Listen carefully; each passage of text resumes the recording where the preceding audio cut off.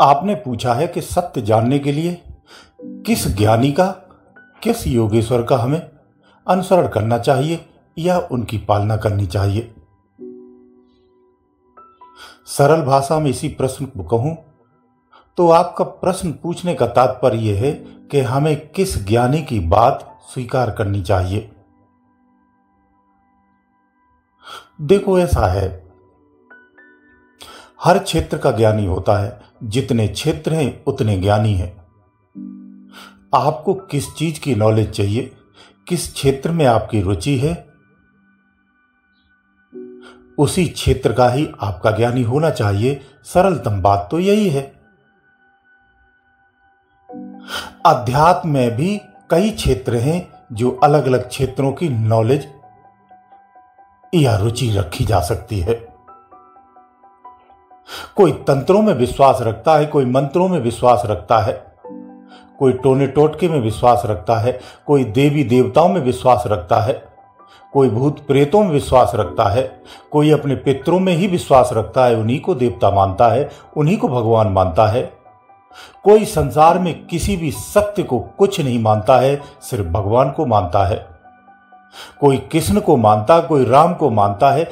इस तरह से अनेकों धारणाएं हैं, अनेकों श्रद्धाएं हैं। इसी तरह से अलग अलग क्षेत्रों का भी निर्माण हो जाता है और अलग अलग क्षेत्रों के ज्ञानी भी हो जाते हैं। अध्यात्म ज्ञानी में भी अनेकों विस्तार है। इसलिए किसी विशेष क्षेत्र की अगर आपको उपलब्धि चाहिए तो उसी क्षेत्र का ही आपका ज्ञानी होना चाहिए। उसी ज्ञानी की ही बात मानेंगे, वही ज्ञान आपके काम भी आने वाला है। चूंकि आपने प्रश्न में स्पष्ट नहीं किया है, फिर भी मैं ये समझ के चलता हूं, क्योंकि जब संत वाणी पे प्रश्न पूछा जाता है तो तात्पर्य यही होता है कि क्योंकि इस चैनल से वही लोग जुड़ते हैं जो अध्यात्म की उस पराकाष्ठा को छूना चाहते हैं जो सामान्य रूप से पन्नों में भी नहीं मिलती है, जो केवल ब्रह्म की साधना चाहते हैं, केवल ब्रह्म के ही आराध्य हैं। ऐसे साधक ही अधिकतर संत वाणी से जुड़ते हैं। तो इस तरह से अगर देखा जाए तो आपका प्रश्न यही है कि उस परम पिता परमात्मा को जानने के लिए या उस सत्य को जानने के लिए हमें किस ज्ञानी को स्वीकार करना चाहिए। इसके तहत आपको बता दूं, सरल बात है, सिंपल बात है। अगर आपको आत्म भाव में उतरना है, आत्म जागृति के लिए उतरना है, तो फिर आपको आत्मज्ञानी को ही स्वीकार करना चाहिए। क्योंकि इस मार्ग में आपको जाना है तो उस मार्ग की जानकारी आत्मज्ञानी को ही होती है।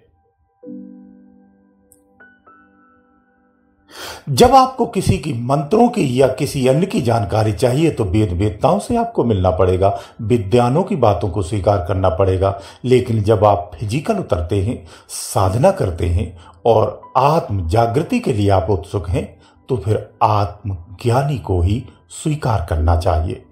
ऐसा आत्मज्ञानी। अब आत्मज्ञानी भी दो रूप से हो जाते हैं, एक पन्नों का ज्ञानी हो जाता है, एक वास्तविक ज्ञानी हो जाता है। वास्तविक ज्ञानी से तात्पर्य जो फिजिकल जिसने चला हुआ हो, जिसने अपनी आंखों से उस मार्ग को तय किया हो, अपनी मेहनत से उस मार्ग पर चल कर गया हो, वो आत्मज्ञानी। ऐसा आत्मज्ञानी आपको मार्ग भी देगा, समाधान भी देगा। इसलिए ऐसा ज्ञानी आपके लिए हितकर होगा, क्योंकि वो ज्ञानी भी होगा और विज्ञानी भी होगा। वो आपको प्रेरणा भी देगा, समाधान भी देगा, मार्ग पर चलाएगा भी और संरक्षण भी देगा। ऐसी अवस्थाओं में ऐसे ही ज्ञानी को स्वीकार करना चाहिए, ऐसे ही ज्ञानी की बातों का अनुसरण करना चाहिए, अपने जीवन में उतारना चाहिए। गुरुदेव दयालु।